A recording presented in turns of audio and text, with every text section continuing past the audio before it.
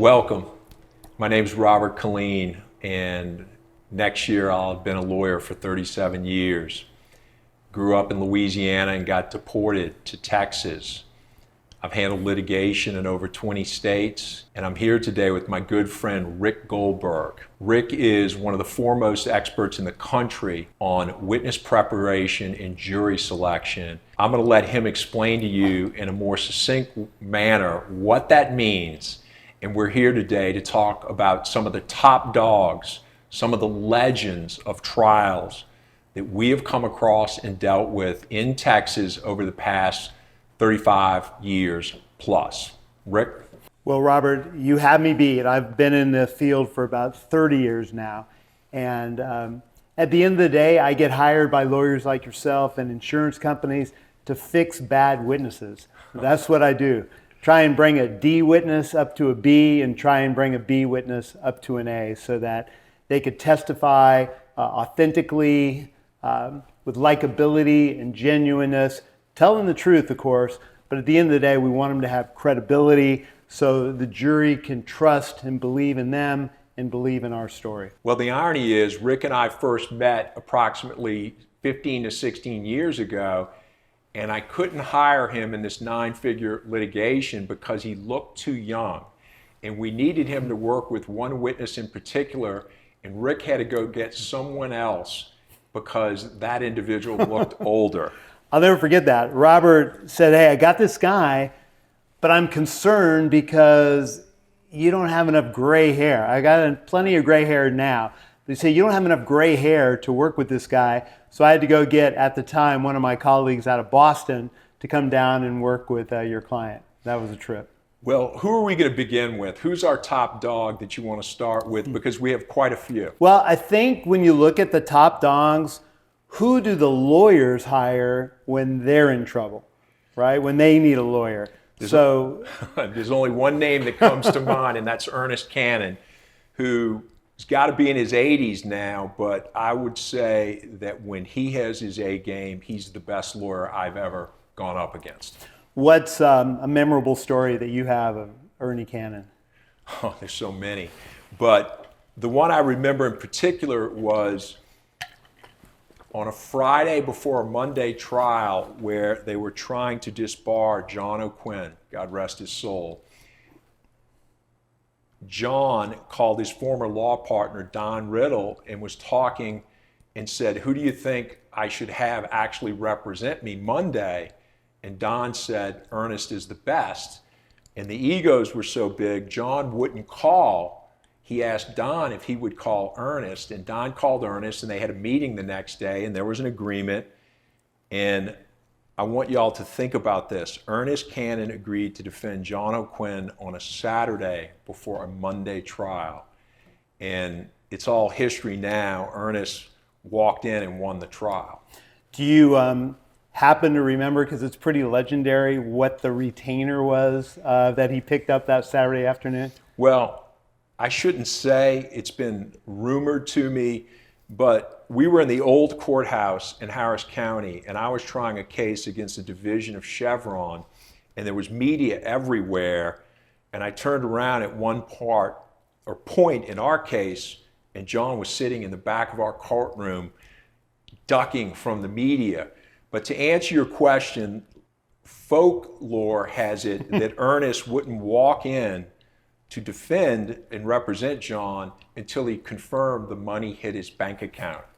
And that's a pretty well-known story.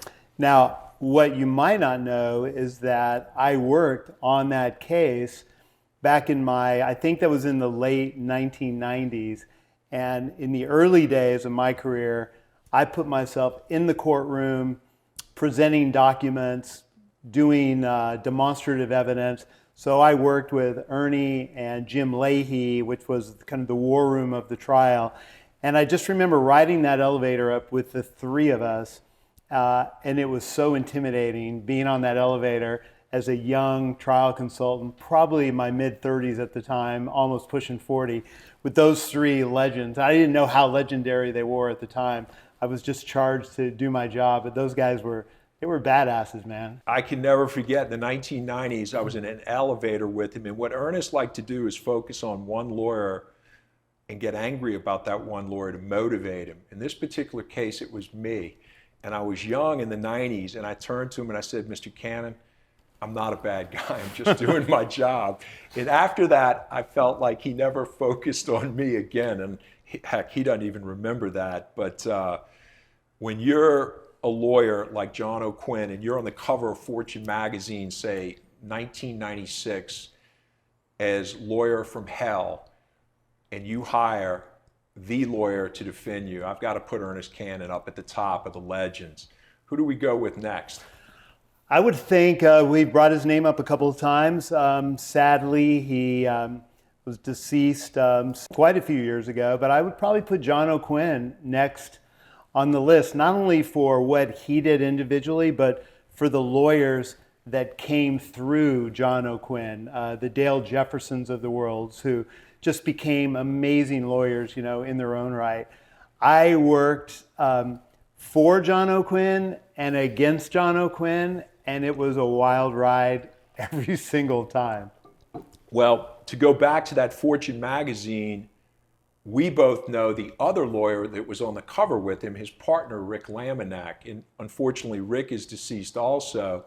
But the two of them with Pirtle, the three of them got the $1 billion verdict in Beaumont against Vincent and Elkin.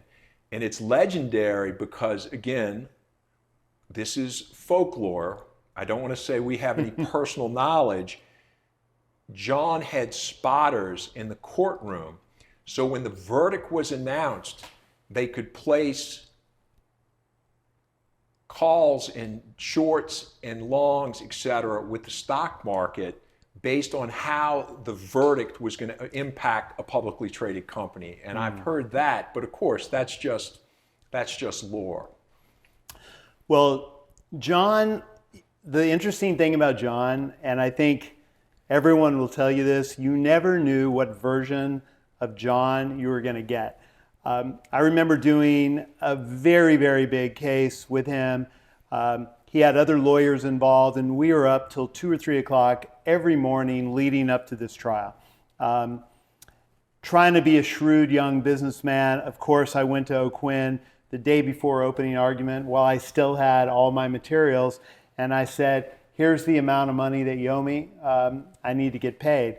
And he looked at me and he said, Rick, says, did I give you the green light to do this work? And I said, you personally? And he said, yeah. Did I personally tell you to do this work? I said, no. I said, but every other lawyer on this floor who's been up here with me at 2 or 3 in the morning has given me the green light. Well, if I didn't give you the green light to do this work, then I didn't order it, so I'm not paying for it. And this is a guy who I helped just years earlier on that Ernest Cannon case. And so I picked up the phone and I called a lawyer we're going to be talking about in a few minutes, Joe Jamail. And I said, Joe, and those guys, they had a certain type of friendship that only people that know them know what that friendship looked like. He wrote me a letter that I would put on my letterhead, and I wish I had a copy of it. I wish I saved it, but I sent it over to John, and I got paid, I think, 96 cents on the dollar. He had to get a little bit of a discount, but he was like so challenging to work with because he had to win, not just the cases, but he had to win all along the way. And that was probably part of him that I wasn't crazy about, but at least I knew it was always coming, so I could always be ready and always make sure I got paid up front. Well, I can say this, since my father was 100% Irish, that John O'Quinn was 100% Irish and had a pretty big demon box, had a well-known drinking problem, and one of the more famous matters that he was involved in was he was going to be the point person for the state of Texas in the tobacco litigation. And before they settled it, and I'm talking right up before they settled it, they had him in a facility trying to dry him out so he could be the point person, and then they got the settlement, and I think it was $18 billion, I don't remember, but what's impressed me about John is he was not a natural like Ernest. He made himself a very good trial lawyer, whereas Ernest to me was a natural. He was born that way. And this kind of takes us into another area, since we're talking about the tobacco litigation. The person I would say he predates Ernest and John, but he is, to me, the most famous lawyer who you just mentioned, Joe Jamail. Joe Jamail. What an amazing guy.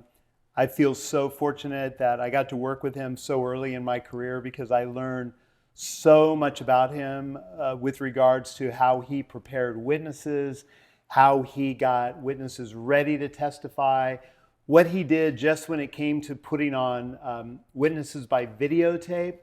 He would cut, let's say there was a case, and I had this case with him, he would cut maybe 10 witnesses together on video, and he would watch them every single day, all 10 of them, leading up to trial, and he would keep editing and editing. He wanted to make sure he was telling the story in the right way.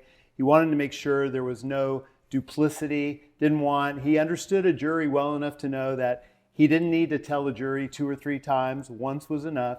That was a lot of respect that he had for juries, and I think they realized that, because juries tell us all the time, lawyers, they tell us the same thing too many times. But he was just impeccable in his work ethic. To have someone like Janet Hansen She was elite as his really number 2 was incredible. And then dial forward the fact that the most famous deposition footage of all time on YouTube is a case where Joe's involved in a deposition with a Monsanto witness, and it gets a little hairy. We're going to show a clip of it in a minute. It gets a little hairy, but all of a sudden there's this guy who starts to want to duke it out, and it's like, "What's your name, boy?" I think he said, and he said, "And who is that?" And he says, "My name's Jack Tucker." And 7 years ago, I married Jack Tucker's daughter, Amanda. And so the fact that we've had many stories, Jack and I, about Joe and their friendship, and it's just been an incredible ride. And he's really one of the best of all time. Well, let's watch that video, and while we're watching it, know that because depositions in Texas were getting, shall we say, a little feisty in the 90s, I believe Paul Gold headed up the revision to where you can literally not talk during depositions other than to object to the form of the question, the responsiveness of the answer, or instruct your witness not to answer. And the reason they did that was to prevent what you're watching, let's say heated moments in Texas depositions in the 1990s. Right. Your title? At Monsanto, what do you mean? In Texas City. Research chemist. And was that your title during your entire stay at Texas City? Texas City, yes. Don't talk over each other. After you left Texas City. Wait a minute, let me ask a question here. Yeah. Do you represent this guy or not? Who are you? My name's Tucker, and I represent Ayrshire, and I just want to know, do you represent the guy or not? I'm getting, if you don't represent him, you don't have any right to be making any objection. If you do represent him, tell us so. Why don't you keep your mouth shut and I'll do what I want. No, you're not Hold going to do it. what you want. Oh, wait. I'll do what I want. No, you're not. No, you're not. Yeah, I am. That's I'm gonna make bullshit. whatever objections I want to make, and I'll make them as loud as I want to make them. Or you just shut your mouth and we'll keep the record straight. Don't tell me to shut my mouth, boy. You may be big, but you want to see how bad you are? Come on. And I wouldn't try that, Ed. Are you threatening to fight? Hold on just a second. No, I want to know whose side we're on. servant role. We're going to be outnumbered, Ed. Hold on just a second. No, you got a big mouth. Now you do. Now, you need to either represent the man or not. I'm Not tolerate representing it. Monsanto, and I'm But making you're an not- objection on the record. Then you're not entitled to be his lawyer then, okay? I'm not representing the man. Well, I'm you're making trying an to be. objection on the And record. another thing, Don't tell you me what don't. I'm trying to do. Yeah, I'm going to tell you something else. You don't run this deposition. You Neither understand? do you, Joe. You Neither watch and does see. he. You watch and see who does, big boy. I'm telling you, Joe. No, you ain't telling me a goddamn I'm gonna make thing. whatever objections I want. You can to make your on the objections record. and You can keep talk then as keep loud quiet. as you See, want. No, but I'm don't be not gonna telling another be lawyer quiet. to shut up. Don't be That telling ain't me your to shut goddamn up. job, No, that's not fat your boy. job. Mr. Get back. Hairpiece. Now you got As you I got said time, before, Anthony? you have an Hold on just a incipient second. bad What do you mouth, want to don't do about it, asshole? Oh, I'd like to knock you on your Wait a ass. minute. Come I'm try not it. gonna do Wait a that. minute. Wait a Come minute. over here and try it, you Wait a minute. dumb son of a bitch. Wait just a second. Come over here. Hold it. Hey, wait a minute. Hold on. No way. Come on. Come on. So when you heard the fellow say, "My name's Tucker, Jack Tucker," on the video, that's my father-in-law. Well, that segues into the case I handled as a young associate against Jamail and Collius, where people don't realize how brilliant Gus Collius was. He, in a lot of ways, was the brains, and Joe was the mouthpiece. And what I found fascinating about them in trial is they would split it up. Joe would do voir dire, and sometimes Gus would do opening statement. So we had a death case against them, and Gus had retired and was floating on his yacht in the Caribbean. And because he handled a previous death case against this crane company, they flew him in off the yacht. In every deposition, you could see his rust falling off. And one thing we didn't mention is their law office, which was the top floor off Allen Parkway, and their war room was one of the most gorgeous law offices I've ever been in. And what was so unique about them is they would kind of focus on just one or two cases at a time. And Joe and Gus would have Janet work up the file. But I can remember vividly, we were in depositions. We had the crane company. Fulbright had the crane manufacturer. And Gus was getting better every deposition. And Joe would come in and walk around us, and his famous line was, "This is bullshit." And it was kind of intimidating, you know. And I remember saying this, "Mr. Collius is your son, John Collius, who won the Olympic gold medal in sailing." And his comment was, "Yes, I taught him everything he knows." And the final comment on that case was, Gus left the room. He left the young Fulbright associate, myself, in the room, and he comes back and he does his spiel and he leaves his settlement demand upside down on the table and leaves. And so the Fulbright associate and I turn it over, and it was what we considered so modest. We were joking, should we write him a personal check?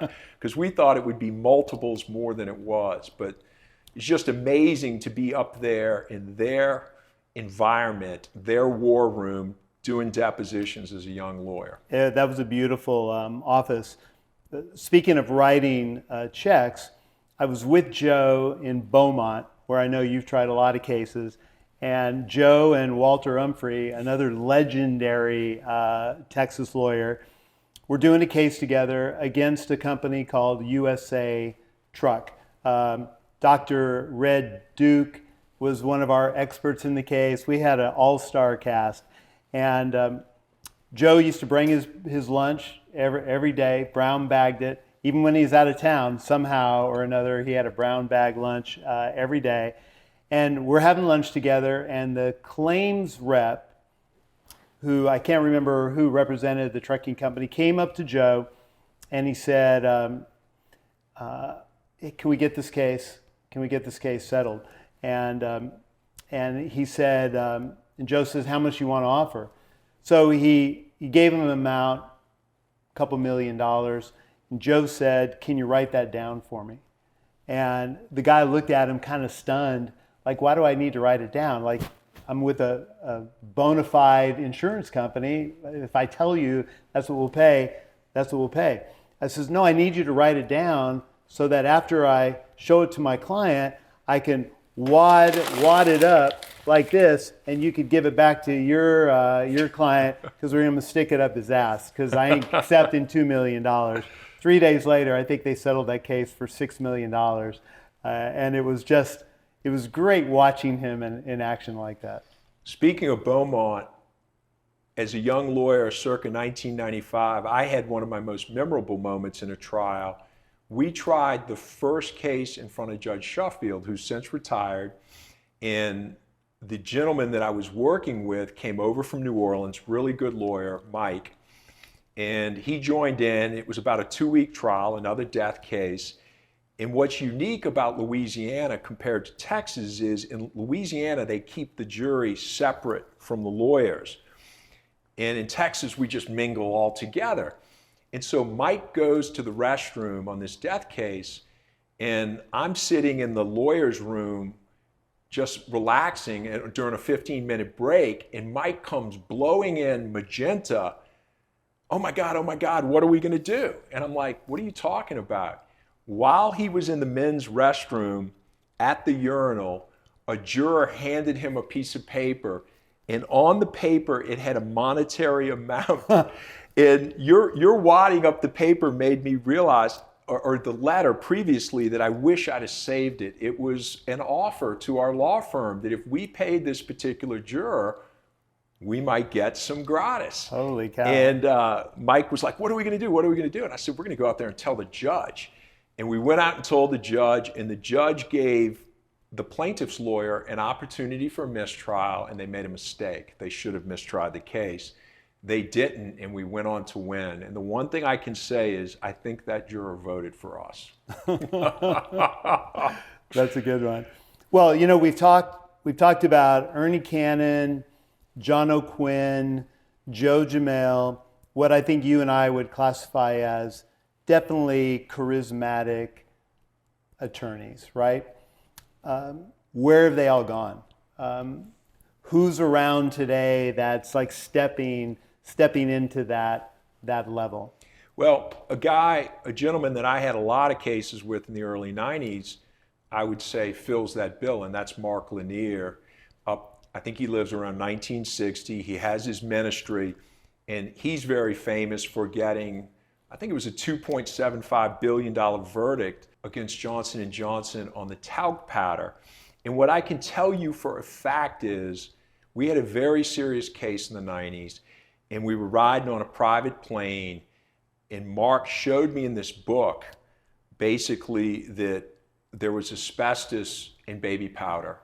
And I got off that plane thinking, Mark has lost his mind. And here we are, almost 30 years later, and he is incredibly successful, and he was right. There was asbestos in baby powder, and I'll never forget, I think Larry Wilson was on the plane too, who still works with Mark. They were right, and I couldn't believe it 30 years later. And he originally was going to represent John O'Quinn in his disbarment trial, but that was 30 years ago. Right. Mark's a true believer. I called him once to hire him on a matter and said, we'll pay you anything you want hourly. And he said, I won't work hourly. He's a true believer in the contingency fee award. And so I would have to put Mark up as one of the individuals that's following that legacy. I would definitely agree with that. I haven't got to work with Mark too much recently, but back in the early days of my career, because we officed very close to each other, I got to do a lot of interesting cases with him. One was, today it would be very easy with Zoom or FaceTime to do a deposition or bring someone into trial to testify, right? You just Zoom, it's like you could do it in a New York second. But back in the early 90s, that technology wasn't really there. So he had a client on his deathbed, asbestos case in San Antonio. We had to get him to testify before he died. This person was that close to death. And so Mark said, look, Rick, I don't care how you get it done. So I called, and I don't care what it costs.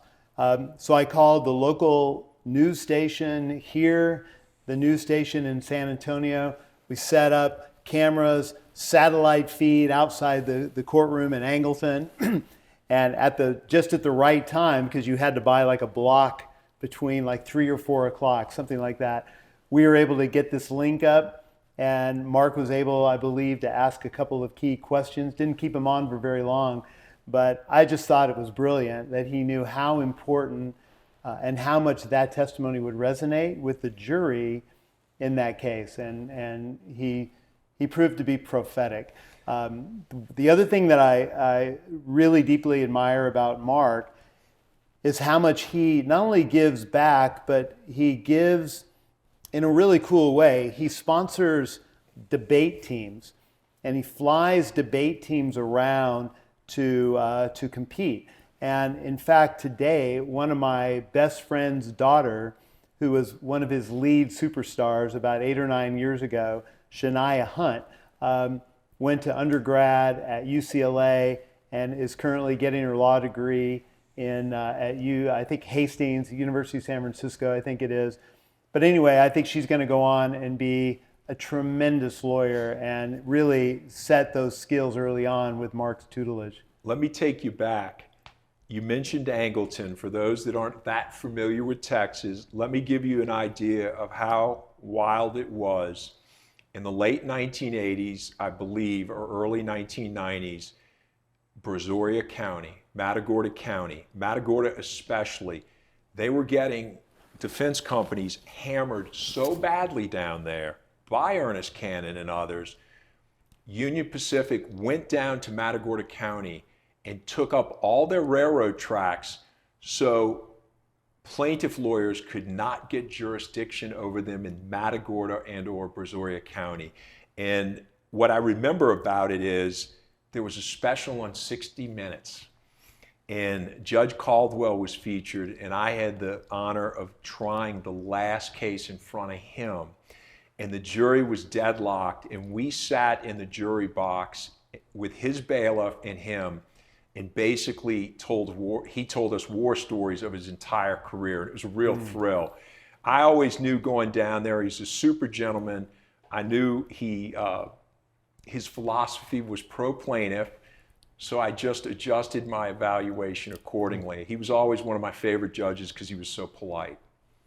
What the other thing, that's a cool story. The other thing that Mark Lanier taught me, I kind of am credited with sort of bringing PowerPoint into the courtroom in 1998, 1999. I remember being asked by a lawyer, this fella, John Lynch, who was a partner with Arnold White and Durkee, big patent firm at the time. I came over to his house on New Year's Day while he was watching football, getting ready for a trial that we had coming up. And he's showing me this PowerPoint thing. And he's like, can we do this? Can you do this? And I was very much into fake it until you make it. And so I said, of course, John, I could do this. And so I immediately went to Micro Center, bought PowerPoint. You can download it back then. Bought PowerPoint. We started learning it, my graphics team and I. And really, we helped develop PowerPoint for litigation. But Mark Lanier used it in ways that are very courtroom changing. He's very much opposed to too many lawyers use bullet points and things like that. He would use images. He also was the first lawyer that I know of to put a monitor in front of the jury box so he could have almost like cue cards or his own teleprompter during closing statements. So it was very cutting edge and very cool. One other thing about Judge Caldwell is he put some licks on me in the 90s, and I wish some judges would adopt what he did back then. It seems like every young lawyer today objects to every written discovery request. And I can never forget, we were down there in Brazoria, Matagorda, and Judge Caldwell looked at myself and the other young lawyer, and you got to realize this is 30 years ago. He goes, gentlemen, I want y'all to go in my jury room and y'all see if y'all can work this out. And if you can't, it's not a problem. You come out here and I'll rule on every single one, and the loser's going to pay me $1,000, which would be like $5,000 today. It's amazing how we worked all of our problems out. And I just wish judges today would take the Judge Caldwell approach. It was fantastic. And one other thing, I knew I had a problem. This shows you how far back you and I go, Rick. When I went there for a hearing and there was no one in the courtroom, so I wandered back to Judge Caldwell's office, and he and Ernest Cannon were smoking cigarettes in his office with their feet up, and I realized this isn't good for me. Even Occasion from Louisiana realizes this is not a good moment, okay? I better report this accordingly. So one of my favorite judges, real gentleman. If you were ever in Judge Austin's court in Houston, he was a very likable, popular probate judge. He had this huge mural behind his court, the desk that he sat at. Anyway, he used to smoke in court back in the day. It was funny. So what about some honorable mentions? We've talked about some big dogs. Well, I'll tell you my honorable mention because I want to throw him under the bus because we've had a holiday gathering at Brennan's the last couple years, and I want to relate it back personally. I met him in the late 1980s, living in Louisiana, coming over here every week to work on some big McDermott litigation. And McDermott back then was an empire. It was the largest construction company in the world. And I met this gentleman, and somewhere along the line, he let me know, I'm not doing this defense stuff anymore. I'm going to go be a plaintiff's lawyer. And I'm talking about Tommy Fivich. Tommy has done incredibly well, and he just has that touch. Tommy's got to be late 70s. He just has that gift with juries. He made a lot of money in FinFin, and he's an outstanding trial lawyer, so I would have him on my list. As you know, Amanda and I have a place in Santa Fe, and Tommy is out in Santa Fe all the time too. So I ran into him at the airport a couple of times. I haven't got to see him in a while, but guy about, somewhere around 2009, 2010, I had some time on my hands because I had sold my company, honored a non-compete, and retired for a couple of years. And I was doing interviews for law firms and for lawyers. And so I remember sitting across the table like this with Tommy Fivich and just getting to know him and seeing what made him tick. And just a wonderful guy. You know, one of my favorite Fivich stories is he helped me get a job. And the firm only lasted a year, and it was probably the happiest year of my life. And that was, he sent me to his good friend, Alvin Laser, who's from Arkansas, and it was Griffin and Laser. And our firm was in the low 30s, and it was just a happy time in my life. And I found out later that Alvin and Tommy were trying a case. And there was a really attractive woman on the jury. And when the case was over, Tommy told me, back then you had their addresses and everything. He goes over and rings her doorbell, and she answers the door and lets Tommy in. And the next thing we know, and Alvin, I believe, is deceased now, out Alvin comes with drinks. And Alvin was about 5'4", but huge personality, loud. I told you he'd show up. I told you he'd show up. So both lawyers that were good friends both show up without disclosing it to each other, that they showed up at the attractive juror's house after the trial. And that's one of my favorite Fivich stories. That's classic. Well, 27 years ago, I met this lawyer because his son played on my Little League baseball team that I coached. But second to none, Neil Manny of Sussman Godfrey, I think, pound for pound, not only one of the nicest men on the planet, but an incredible surgical lawyer. And then, of course, who he worked with most of his career, Steve Sussman, was a great guy to work for. Hardcore, hard to be right, hard to ever really get his blessing. So if you didn't hear anything from Steve, you knew you were safe. But Steve shared with me, we went down and we gave a seminar together in Corpus, and we were on his plane, and we were just chatting, and I said, how do you know when you got a good case?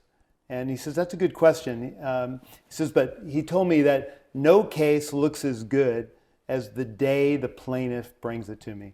He says, that's the best day a case can look. You know, they're telling me this, they're telling me that, it's worth $100 million. That's the toughest day too, because that's the day that we have to decide if we're going to take it or not, which is why I think he created a structure where all the partners weigh in on whether they're going to take a case or not, because they're obviously a contingency related case. But yeah, he says once you take the case, that's when you start discovering all the warts and all the problems and all the issues, but you got to keep going. So I would put those two on my honorable mention list. You may recall his name, I don't. I never had a case with him, but I had many great lawyers. Another great lawyer, Don Riddle, who I mentioned earlier, was a contemporary of Jack Murphy, Ernest Cannon, and John O'Quinn. Don told me once that pound for pound, the absolute best lawyer he ever saw, and it wasn't Cannon, was the defense lawyer from Baker Botts that Jamail beat in Pennzoil v. Texaco.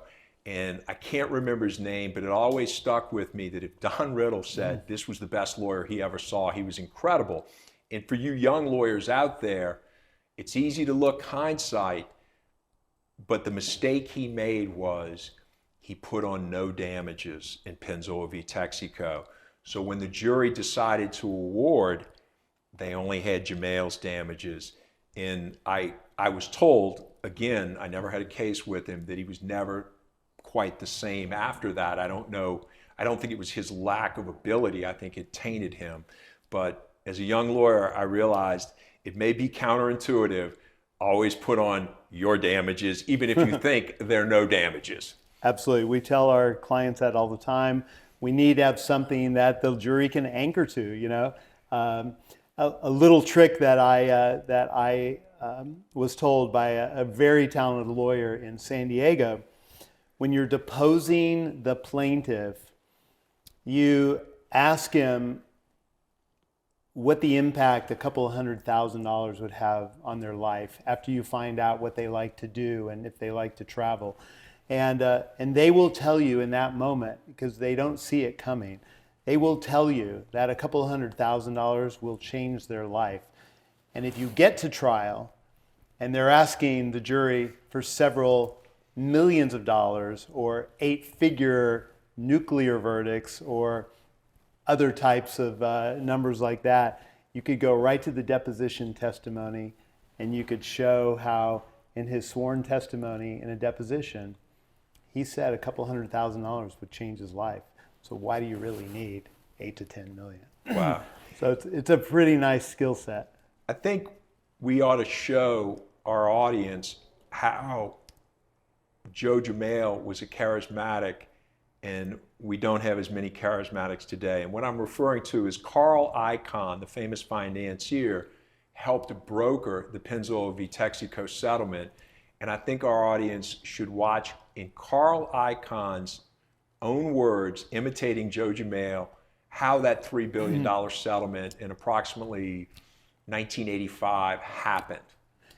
And just a little warning, this clip could be considered NC-17, so make sure your kids aren't in the room when you play it. Roll the clip. And we were taking over Texaco. And I'm telling you, these stories are funnier than the jokes you can tell, because this really, I'll give you another one that really happened. And I talked to this guy today, he said I could tell it.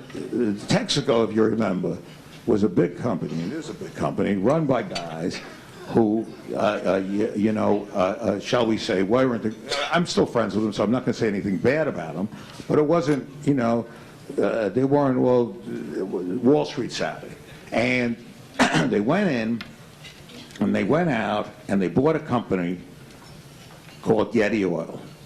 But the little mistake they made was they bought Getty Oil after Getty had made a deal with Pennzoil. But in fairness to Texaco, there was no real deal with Pennzoil and Getty. It was never even memorialized. It was never even memorialized in a contract. So what happened was, a guy named Joe Jamail, who's a strike suitor in Texas, goes and sues him for tortious interference. Well, all the great lawyers you have in New York, scatting up, say this is ridiculous. And I'm going to tell you, they didn't put the thing in Delaware, where it should have been. They should have put the deal in Delaware. They didn't put it in. The case was ridiculous. So then, Jamail, who's a great strike suitor in Texas, and in Texas you don't want to get sued, I'll tell you that, because half the guys are relatives of you on the jury, and you're all buddies, or a bunch of Armenian guys, and then, they're going to do whatever the hell you want. So this is what happened, and it worked out great for me and Joe Jamail. And this is a true story. Jamail sues him for billions and billions of dollars for tortious interference. Now, what happens is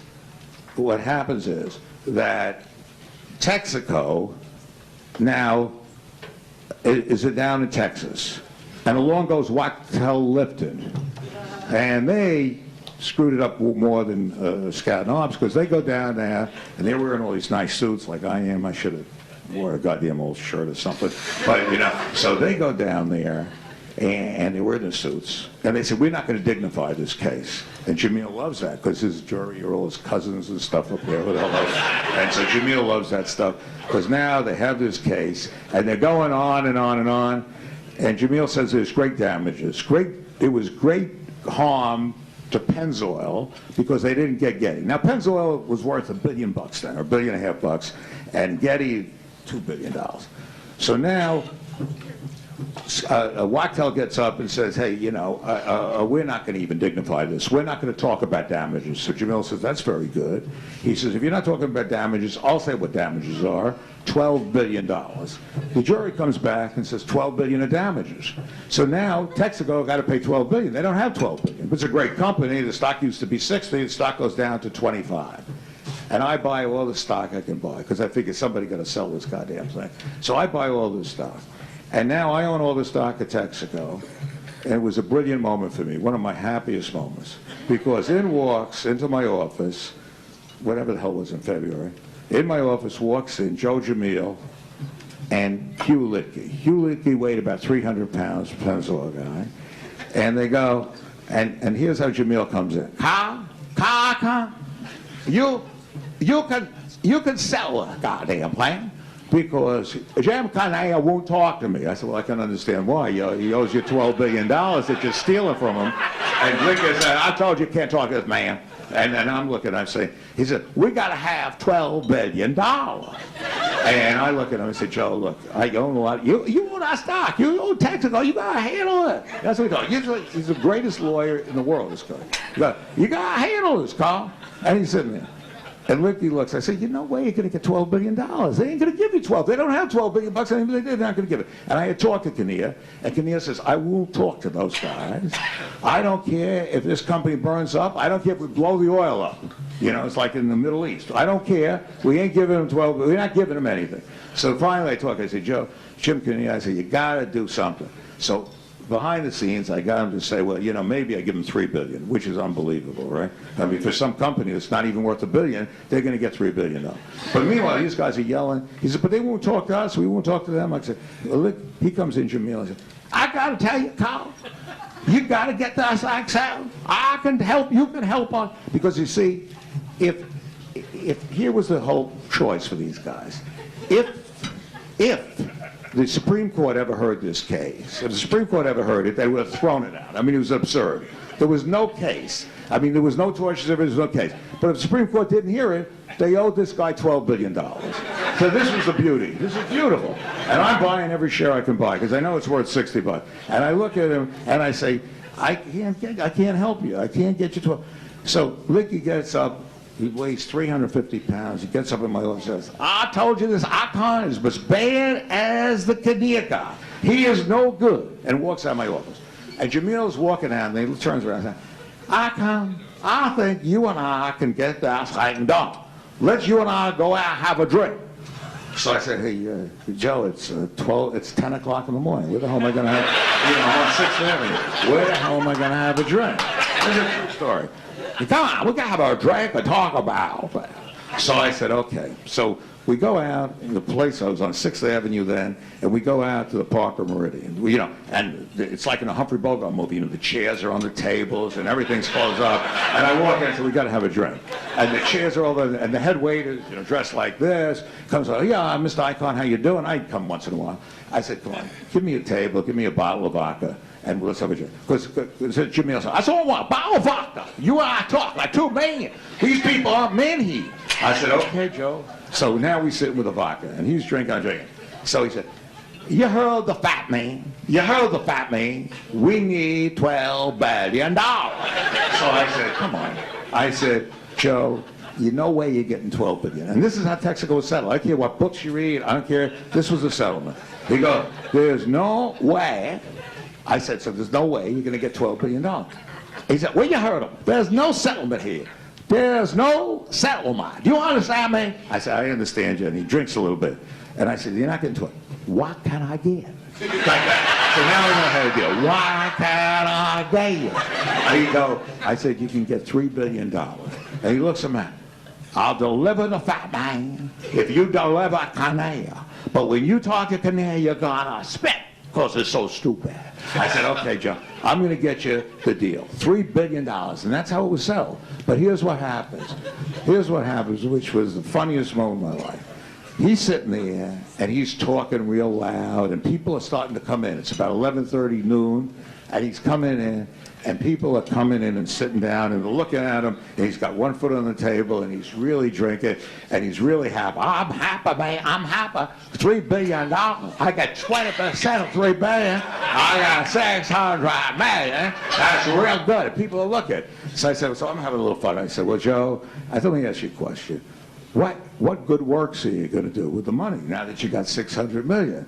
He got good works. He got, what do you mean good works? I said, well, you know what I mean, charity, soup kitchens, helping the poor Indians in Texas or whatever. What am I going to do? I'll tell you what I'm going to do. And people are listening now. I'll tell you what I'm going to do. I'm going to buy a pussy. And he goes, buy a pussy. The head waiter comes running over. And says, you know, Mr. Icon, I think you better leave. I said, you're right. And that's it. And I left. And that was it. I don't know. Another contemporary of Joe Jamail's, who was an amazing gentleman, and it was the best plaintiff's firm I ever dealt with, was Helm Pletcher.